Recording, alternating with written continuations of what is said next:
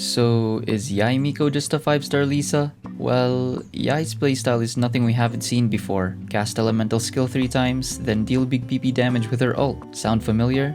Yeah, Lisa also does the same with her kit, but instead of her ult, it's her hold E that deals the big PP damage. And it's only natural to compare two similar characters. Remember this?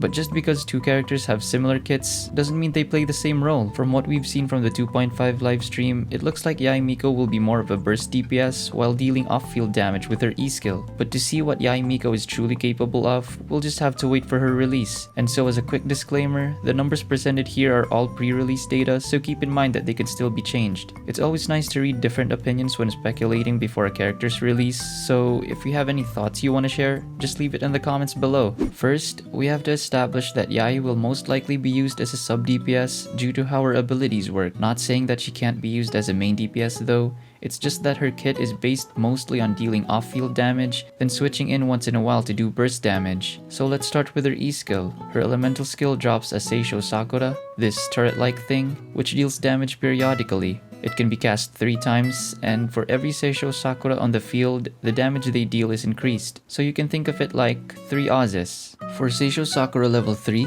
meaning 3 totems are on the field, the damage dealt is 171% at skill level 10. However, the speed at which the totems shoot damage is yet to be confirmed, but we can assume it to be once every 2 to 3 seconds based on some footage circulating around. And these totems last for 14 seconds on the field, so they would deal around 5 shots, which totals to 2500% damage. In addition, one of Yae Miko's passive talents increases her E skill damage based on her elemental mastery. That is a 0.15% increase for every point of EM. For her burst, she summons an initial lightning strike which deals 468% attack at level 10. This is followed by a number of lightning strikes equal to the number of Sesshou Sakuras currently on the field, which deals 600% attack each. So for a maximum of 3 totems, her burst would deal 1800% on the following strikes, which totals to around 2200% attack. But by using this burst, the totems will be blown up. So to achieve this kind of damage, all 3 totems must still be active, meaning before the first totem expires is when you should cast the ult. But this also means that the last 2 totems will not be fully utilized. One thing to note is that her burst costs 90 energy, which makes her synergize well with Raiden. But also because of this energy cost, I think the best set for her right now would be a 4-piece emblem set. But you could always go for a 2-piece emblem, 2-piece Thundering Fury, 2-piece Noblesse, or 2-piece Glad/Shimenawas if you don't have any other artifacts. Also, there have been rumors of an upcoming set for Yae, but we know nothing about that yet. So my best advice is to just farm the emblem domain, since it also drops Shimenawa artifacts, which are very useful in 2-piece setups. Yae Miko's Ascension stat is crit rate, so having more crit damage substats on artifacts would be ideal. So for 4-star weapons, the Widsith seems to be a very good weapon for her, not only because of the crit damage substat, but also because of the passive effect that can give EM,